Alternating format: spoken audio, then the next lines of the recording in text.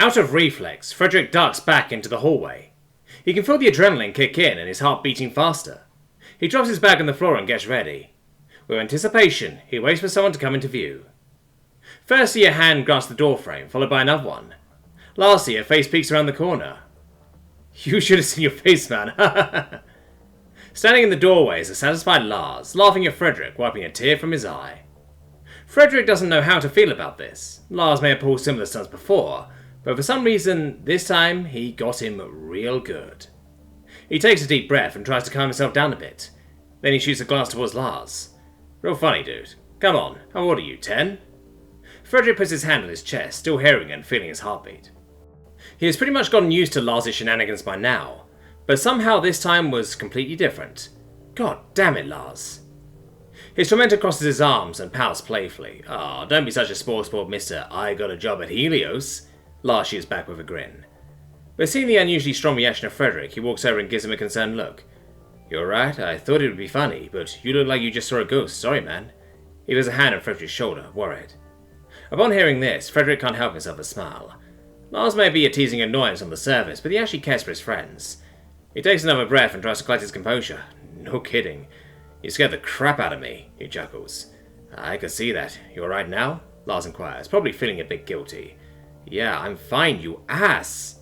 Frederick gives Lars a playful punch in his chest, laughing.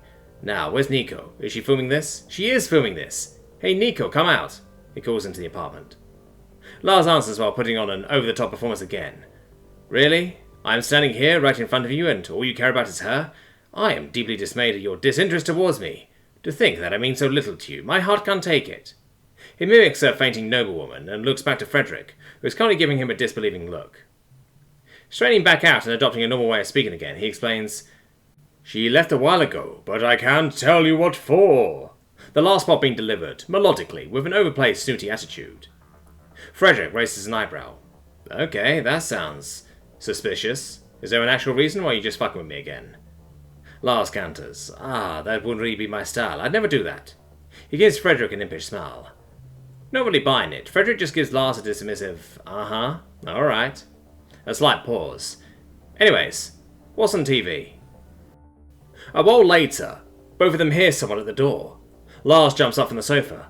"Alright, I'll get her." With his curiosity reawakened, Frederick turns around on the sofa and looks into the hallway. They're definitely up to something. This better not be like that time when I graduated high school. In his mind's eye, Frederick looks back to that evening. He shudders. Please, never again. Coming out of his stupor, Frederick can hear Nico and Lars at the door. They're talking about something, and it sounds like Nico is carrying something heavy. He can hear her passing it to Lars, who then proceeds to hurry into the living room, kitchen area. When Lars enters the room, Frederick sees what he is carrying. A cooler bag. Following behind Lars, Nico enters the room as well. Like Lars, she is carrying bags too. "Hey, what's in there? Did you get us ice cream?" Frederick asks. Nico rushes to the kitchenette and puts down her bags. No, ice cream.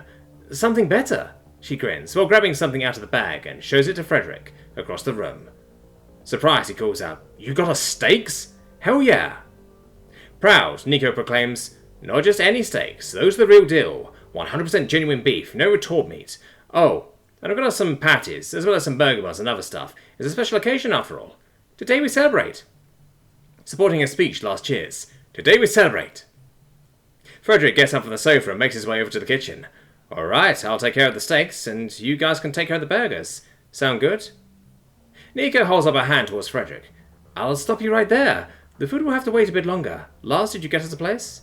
She asks with a tone similar to that of a squad leader requesting a status report from his private. "Sure I did.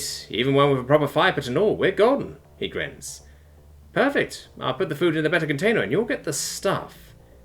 Aye, ma'am," Lars confirms, giving her a ridiculous salute. Confused and a bit wary, Frederick protests. "Wait a minute, what are you talking about? What stuff?" Without answering him, Lars hurries out of the room with a huge smile, just as Nico opens her mouth to answer Frederick's question. Lars can be heard calling from the hallway. "We're going camping!" Shaking his head in disbelief.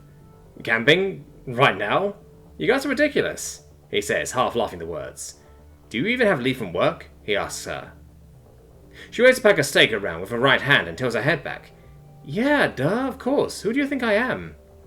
"Just looking out for you." He thinks back to that time she forgot to hand in her vacation, and was almost fired for not showing up to work the following week. You need a hand with repacking the food then? Frederick asks. Nico dismisses him, already busy. Nah, I'm fine, but I think he could use your help. I'll probably be done when you finish loading the camping supplies into the car. Alright, I'll go help him then. As Frederick helps Lars put the last camping equipment into the old station wagon, Nico comes out of the door, struggling with a call box. If you guys were so generous as to take this from me? Lars looks at Frederick. You got this? I'll help her. Yeah, I've got it. Just go. Frederick continues to heave the duffel bag into the trunk. When Lars puts the call box in the car, Nico addresses Frederick. Can you get the beer from back inside? We've got the rest covered already. Frederick raises an eyebrow. Drinks too? Damn, you went all out, didn't you? That must have cost a fortune. Nico scoffs. Don't be ridiculous. Remember, I'm working part-time at a supermarket, employee rebate. Also, my boss owes me. Mentioning her boss, she adopts a mean smile. Knowing Nico pretty well, Frederick almost feels bad for the poor man. Whatever he has done, fortune won't smile upon him. But hey, at least he's earned it then. I forget how scary she can sometimes be. Now, go and grab the beer, I don't want to wait all day, she tells him with a content smile. Yeah, you can go ahead and get in the car already, Frederick shoots back. After locking the front door, Frederick places the beer crate in the trunk and slams it shut. Though it requires a bit of motivation to properly lock sometimes. He then gets into the back seat and complains, Why do I have to sit back here? You're smaller than me. Imitating a defiant child, Nico turns around. But I want to sit in the front. She then grins and sticks out her tongue a bit. Should have come sooner then. First come, first serve. Frederick sighs and chuckles. You guys are ridiculous. Lars speaks up in the driver's seat. Damn right we are. They drive for about an hour, talk a little and laugh amongst themselves. On their way, they pass through multiple smaller towns and villages, one of them standing out. The sign reads, Rosenberg. Good to be back home again, huh? Frederick asks. Oh, come on, it's not been that long. Nico shoots back teasingly. Yeah, I guess. Frederick leans his head against the column. The trio arrives at a clearing in the small forest that surrounds parts of the town. The horizon is already turning red, and Frederick remarks, Oh, I remember this place. We went here many times. He smiles as the memories come back to him. Mm-hmm, Nico confirms. I sometimes came here with my pa when I was way younger. Great times. Lars asks with nostalgia. As if he realised something, he flinches. Oh, sorry. Oh, you don't have to be sorry. I don't care, honestly. Frederick puts his hand up, reassuring Lars. Nico gives Frederick a slightly pained look, but decides not to say anything. Come on, let's get our stuff unpacked. I can't wait for those steaks, Frederick tells him, after undoing his seatbelt, already halfway out of the car. Lars pulls the key out of the ignition. Slow down, man. We've got a whole night before us. Frederick shoulders the bag and looks at Lars over the car. And making a proper fire takes time, you know. I want to eat before the sun is completely set. Now, where is our place? He looks at Lars expectantly. Lars looks at his hologlass as he makes his way to the back of the car. Well, the reservation says spot number 4, so... He looks around, searching for any kinds of signs. Just look for the one with a proper fire pit, he shrugs. Frederick grabs another bag and walks off. Alright, I'll go over there and get the fire started then. Let's just hope they have some prep wood or something. He mumbles the last part under his breath. Why is he always so hasty? Lars sighs. Nico closes the passenger door and turns to Lars. You know he's always been that way. It's just the way he is. Yeah, but we're out of the city. There is no need to be quick about things. It's supposed to be chill. A nice slow evening with your friends. Nico takes a pair of foldable chairs out of the car. Alright, I'll tell him to slow down a bit, okay? In the meantime, you can start setting up the tents if you want to. She smiles at him. Yeah, I guess. If I have to. Lars smiles back at her and gives her a playful wink. Stop it. Nico slaps his arm and starts following Frederick down the path, who has already established a healthy head start. Walking down the path, Frederick keeps an eye out for any spots fitting Lars's description. Fire pit. Alright, where is it? Hearing footsteps approaching him from behind, he turns around. You need something? Oh. But instead of Nico or Lars, a man, probably in his mid-60s, with a nice bushy beard and friendly eyes, stands before him. The stranger speaks up with a soft and pleasant voice. Hey there, young fella. Do you need help with that? He points towards the 2 bags Frederick is carrying. No, I'm fine, thanks. But remembering his current situation, he decides to ask the stranger about their spot. But you could help me with something else, Frederick answers. Oh, and what would that be? The man looks at him with a pleasant, genuine smile. Do you know where spot number 4 is? I didn't see any signs around, and the last time I was here, there was no numbered spots. Oh, that should be somewhere over there. He points to a small tree, around 60 meters away. Alright, got it. Thanks, Frederick remembers the man still hasn't introduced himself yet. Right, Peter's the name. I'm here with my grandson. Our spot's over there. He motions over to the other side of the path, and a small boy waves at him. Frederick gives Peter a nod. Frederick, nice to meet you. I shake hands, but, well... He shifts the bags around and laughs. Right, no problem. His big belly rises as he chuckles. Have a nice evening, Frederick, and if you need something, just come over. We'd be glad to help. Thanks, you too. I'll keep it in mind should something come up. Peter smiles, gives Frederick a nod, and walks off to his grandson. As Nico makes her way down the trail, she can see Frederick engaged in conversation with a man. By the time she caught up to him, the conversation seems to be over already, and the man walks toward a boy that excitedly waves a stick around. Everything alright? She inquires with Frederick. Oh, he just wanted to know if I need help with the bags. I instead asked him where our spot is, and he told me it's over there by the tree. Cool guy. Good to know. Seems like we were lucky with our spot. She looks over to the man, who is currently helping the boy with putting something on the stick he was waving around a second ago. By the way, just take it slow, alright? We just arrived and this is meant to be a chance to take a breather, alright? She looks Frederick in the eyes with a slightly worried expression. Shit, did I rush things again? I did, didn't I? He mentally scolds himself for doing it again. Yeah, you could say that. I know you can't help it, so that's why I told you. Understood. I'll try to keep on the DL. Thanks for telling me. She always tells him when he is acting weird again. It's not like he wants to stress anyone, but his tendency to always immediately act on the spot leads to some uncomfortable situations in the past, so he really is grateful for her telling him. He can feel a slap in his back. Good. Now, I think you wanted to make a fire, Nico asks him, beaming, back to her typical energetic way. The three sit around the embers, with the stars above them in the sky. Out of the nearby vegetation, crickets can be heard. The smell of smoke, burnt wood and grilled meat fills the air. In the distance, many other people sit around their campsites as well, some more lively than others. Lars puts his plate down on the tree trunk beside him. Damn, those are some fancy-ass steaks. You're a wizard, Fred. Still sipping from his bottle, Frederick puts up his left index finger, signaling him to wait. Well, you know what they say, there is no love sincerer than the love of food. He loves that quote. Lars swings his arm through the air. Oh, shut up. What was his name again? Sure, and he's like my great-great-great-grandpa or something, I'll have you know. Lars takes a sip as well as teases him. Yeah, talking shit runs in the family, huh? Ooh, damn, calls Nico, slightly intoxicated already. Frederick empties the rest of the bottle and fakes wiping a tear out of his eye. I'm gonna pretend that didn't hurt. Hey, I gotta use the opportunity while it still lasts. You'll be gone soon, you know. Frederick mocks Lars. Oh, are we getting sentimental? You need a tissue? Bah, as if someone would miss you. Lars shoots back, grinning. Love you too, asshole. Frederick blows him a kiss. Ah, wait. Can't say that. Wouldn't want to make Nico jealous. He looks over to her with a mischievous expression. Hey, fuck you, she embarrassedly cries out while giving him the finger. Alright, maybe we should calm down a bit, Lars interjects. Frederick and Nico almost simultaneously call out, boring, and laugh. Lars rummages around in his bag. Hey, listen, I want to do something with you guys. Oh? And what would that be? Frederick asked him with a suggestive tone. Knock it off already. Apparently Lars found what he was looking for. With a satisfied expression, he covers what he pulled out of the bag of his jacket. Show us, I want to see, Nico calls. Patience. Frederick, you gave me an idea of your whole recycling electronic fuzz. I want to make something like that too, Lars explains.